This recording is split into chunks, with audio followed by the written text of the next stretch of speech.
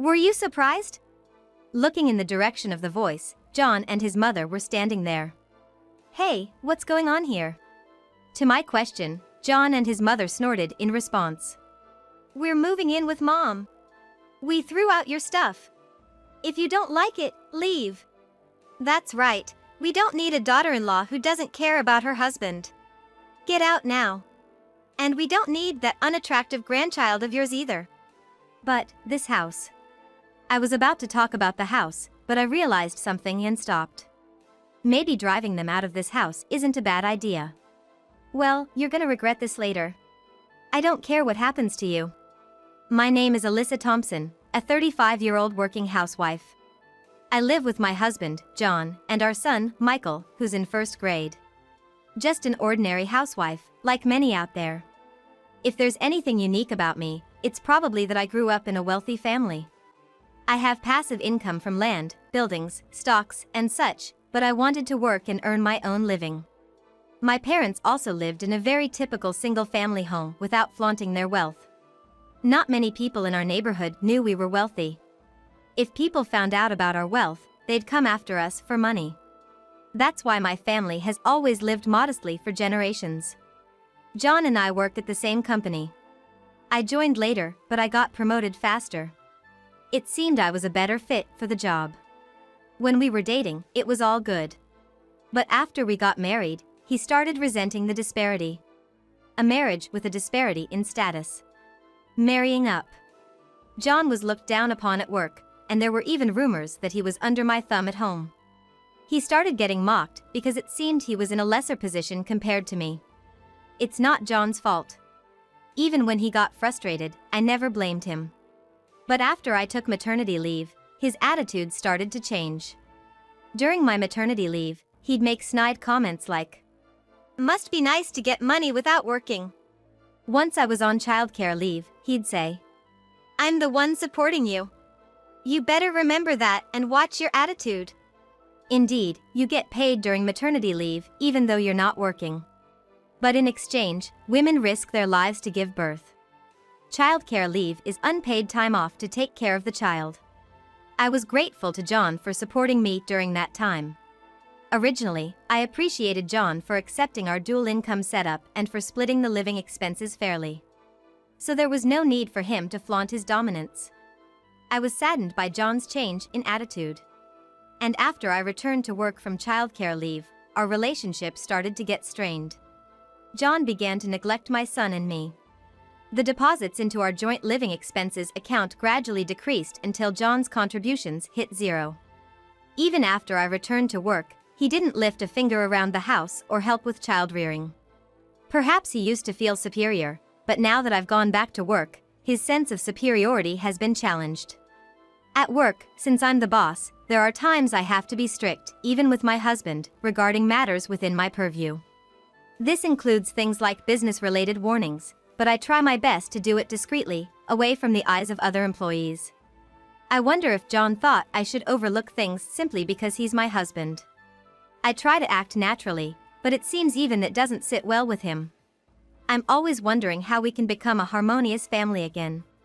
What bothers me just as much as John's attitude is the presence of my mother-in-law, Kate. She's one of those mothers-in-law who adores her son and constantly criticizes everything I do, never missing a chance to put me down. When we got married, she even criticized me for having a higher position at work than John. Oh my, for a woman to claim she's a manager higher than John? What was she thinking? How could a woman like that even think of marrying my dear John? Women should be modest, walking behind their husbands. Such a dated view on women, and Kate shouted it out loud. I'll never forget that shock. Especially since John started to ignore me and Michael, Kate's snide comments have gotten worse.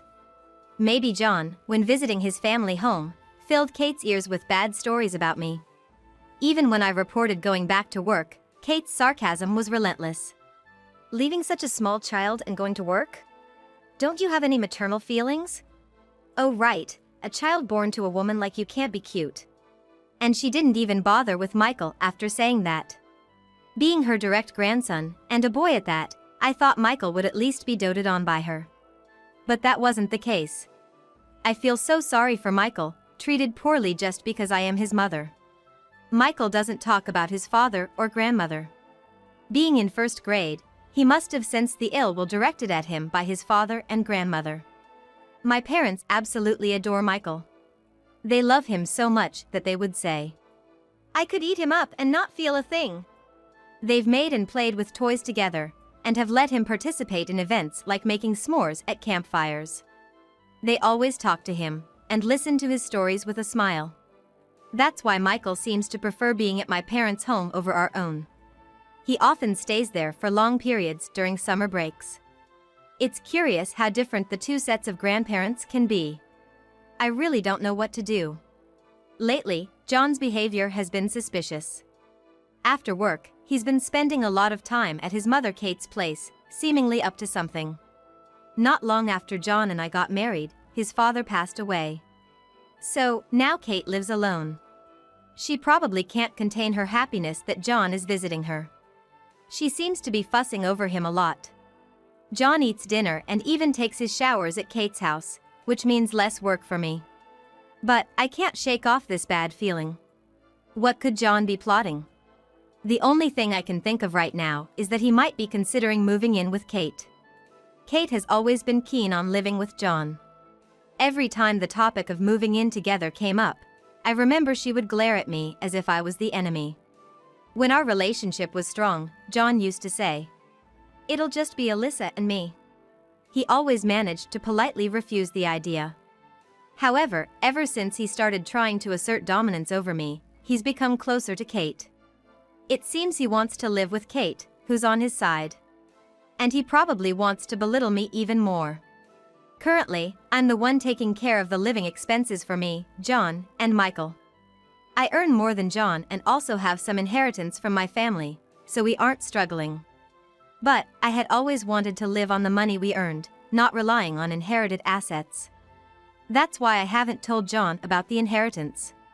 I wonder what he's doing with his salary. Perhaps he's spending it on his hobbies or trying to please Kate. I really don't want to live with Kate. I don't want to be constantly nagged at, and I certainly don't want Michael to be ignored or verbally abused at home. It's sad that John doesn't pay attention to Michael, but that's still better than him facing outright hostility. If we move in together, it's gonna be like walking on eggshells. Lost in thought, I muttered to myself. Michael overheard me. "Mom, what's moving in mean?"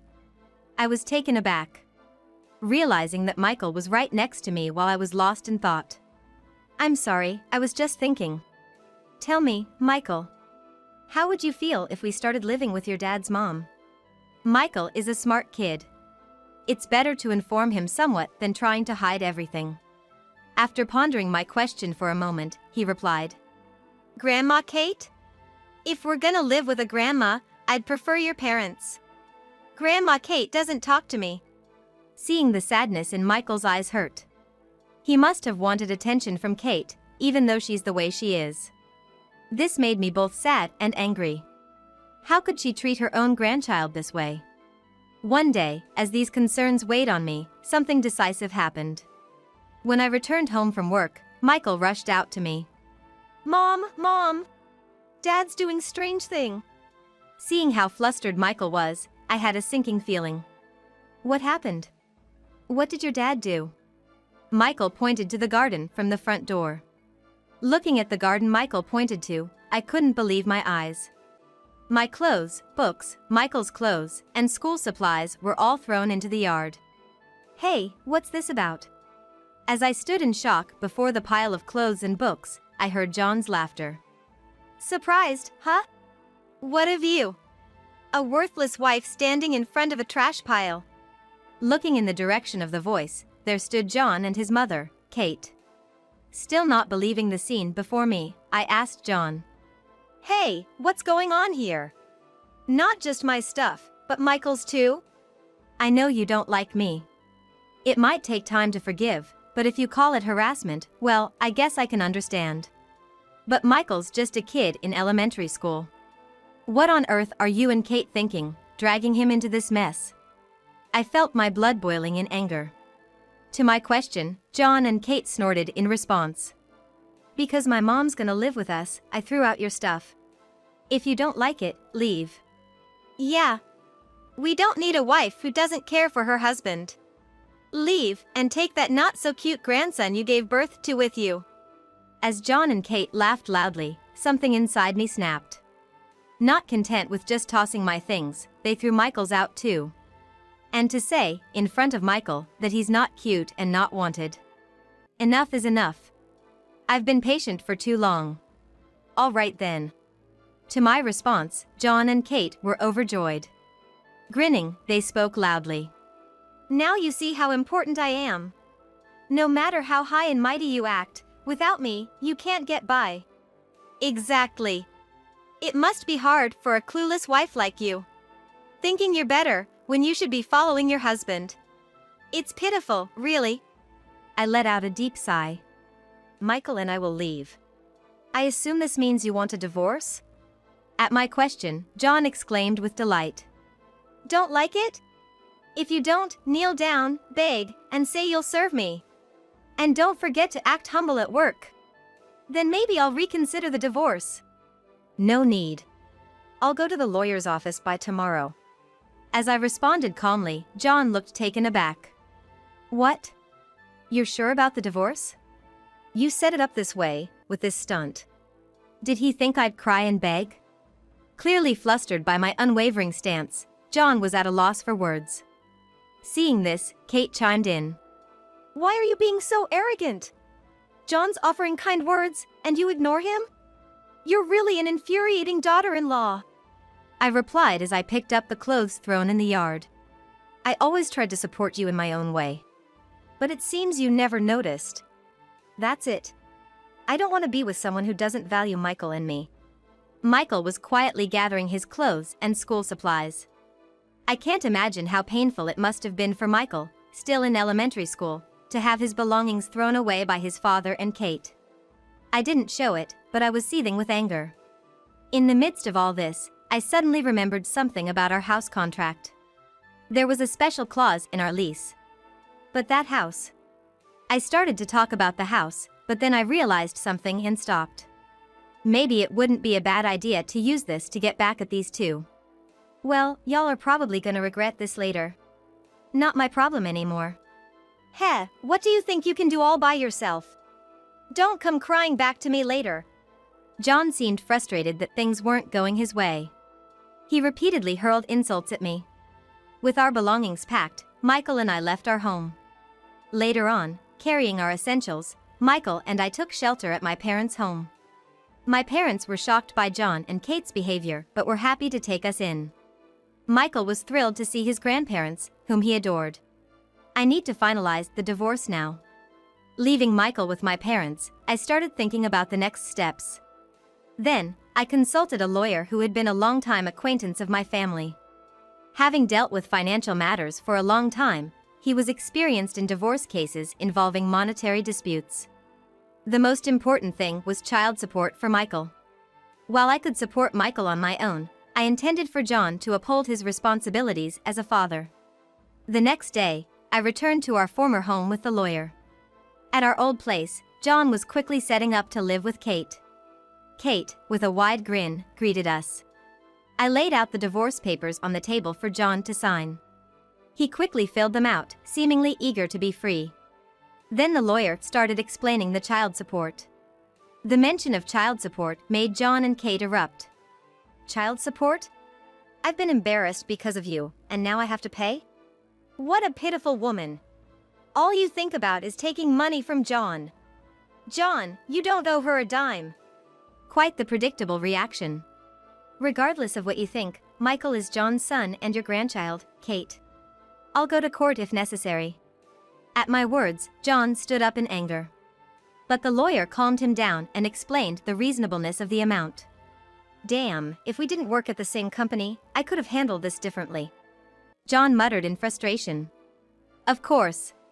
Since we work at the same place, if word got out that John was dodging child support, it'd be a scandal. To which I added, oh, speaking of which, now that we've got the divorce papers, we're nothing to each other. Starting tomorrow, I'm gonna treat you just like any other employee. Now that you're not my husband, I don't have to protect your image. Upon hearing this, John went pale. That's right. To protect his image as my husband, I used to give him feedback privately or subtly within our casual conversations. But the truth is, John isn't that competent in his job. He gets scolded almost daily by other supervisors. Seems he finally realized how much I'd shielded him. From now on, he'll be scolded by his ex-wife, too. And he'll be laughed at and looked down upon by other employees. Imagining that. He fell silent. After the divorce was finalized, I started taking measures against John and Kate. First, I transferred all the bills I'd been covering, like rent and utilities, to John. Then, I sent him an eviction notice. Hey! What's this eviction notice? Why is it coming in your name? A few days later, John called after receiving the eviction notice. Well, it was time for the lease renewal, and I decided not to renew it. Even if you wanted to continue, I'd decline. It's a house I'm renting out under my name, so it makes sense, doesn't it? What? It's under your name? It was clear from the other side of the phone that John was flabbergasted. In fact, the house he had been living in was under my name, Alyssa. I inherited it as part of my assets and had been renting it out. I wasn't sure what kind of reactions I'd get if John or my former mother-in-law, Kate, found out it was under my name. They might start to rely on the assets and passive income one possess. Especially John, he'd probably quit his job and live a lavish lifestyle. And Kate would likely spend as if saying, "My daughter-in-law's money is my money." So, I had been effectively paying rent to myself. Well, if it's your house, there shouldn't be a problem with me living there. We're married after all. Married? What are you talking about? I already filed for divorce. You and I are complete strangers now. I'm not the type to let a complete stranger live in my house for no reason. Please move out by the specified date. Finally, doubt crept into John's words. Hold on, what do you mean your house? Even if you hold a higher position than me, you're just another employee. Moreover, this is the house we lived in since we got married. Well, maybe you didn't notice because I never told you, but my family has always been wealthy. We own various properties, like lands and condos, and some are under my name. At my words, John seemed to be taken aback. The ex-wife he always saw as a foe was, in fact, a wealthy heiress with properties. Yet she still worked, and if he was with her, he'd never have to worry about money. Maybe thinking that, John flipped his stance. Hey Alyssa, can we give it another try? This time, I'm gonna treat you right and we won't live with my mom. What do you say? Quite the about face. Who would want to start over after all that? Letting it all out, I let him have it. You think I'd ever reconsider things with someone who changes their attitude on a dime? You always said how humiliated you felt because I had a better job and earned more. It's over, I'm moving away from such a person. Good for you, no more shame to bear. I yelled with all I had and hung up. Phew, that felt good. I can't wait to see what happens with John and Kate. From then on, things seemed to have gone downhill for John and Kate. They struggled to find a new place to live. While I gave them some time before the eviction, they dragged their feet and didn't bother finding a new place. So, after the eviction, they had to look for a place while carrying all their stuff. Apparently, it looked pretty ridiculous. Some of our colleagues even saw it, and word spread about them getting kicked out of their house. And now, he had to face me at work. John seemed deeply humiliated. Damn it. If Alyssa would just reconsider, I wouldn't have to go through this. Maybe I should quit this uncomfortable job and move to another company. But quitting wasn't easy for John. He had chosen to live with Kate, which meant he had to cover living expenses for both of them now. For John, who had been relying on me for living expenses for years, it would be tough. Almost all of his income would now go to bills. He seemed super stressed. Even Kate, who he was once close with, their relationship soured. She had been hoping for a relaxed life, having me handle all the household chores. But that dream was shattered with the divorce. John, who lives with her, covers the living expenses, so Kate must handle the household chores. Now, it seems he's been making snide remarks towards John. He's such a useless son. doesn't earn much, lets a wife who can both earn well and do chores slip away, and makes me do the housework. What? It's your fault, Alyssa, and I got divorced. If it weren't for you. What did you just say? How can you say that to your own mother? John has to pay child support for Michael. After paying the child support from his not-so-high salary, he doesn't have much left. He has to live on that small amount. Now that he no longer has the financial security he used to, it seems John and Kate are fighting daily. They might split up and end up living lonely lives on their own. But whatever happens, it's none of my business. In front of his colleagues, John probably couldn't ask me for help. He'd just be ridiculed, clinging to his discarded ex-wife, begging for assistance. I chuckled at the thought. Since then, I've been living in a small apartment near my parents' home with Michael. Life is easier both financially and mentally with the help of my parents and without John and Kate around. Michael's face has brightened a lot. When I come home, he rushes to me right away. Mom! Today at school. Hold on, sweetie, wash your hands and put your backpack away first. Then tell me all about it. He chats a lot with me and my parents. Seeing Michael's smile, I feel good about the divorce and regret keeping him in that environment before. I used to be preoccupied with my relationship with John and Kate, not thinking about the future. But now, I can live for a clear goal, Michael's happiness. I've realized the importance of relationships with those around you. Michael, are you getting along with your friends? No one's being mean or anything? Yeah, I'm good. Everyone's nice, and if someone says something wrong, they apologize and everyone forgives. Even kids know how to be considerate and apologize. I'll try not to act rudely towards others as well.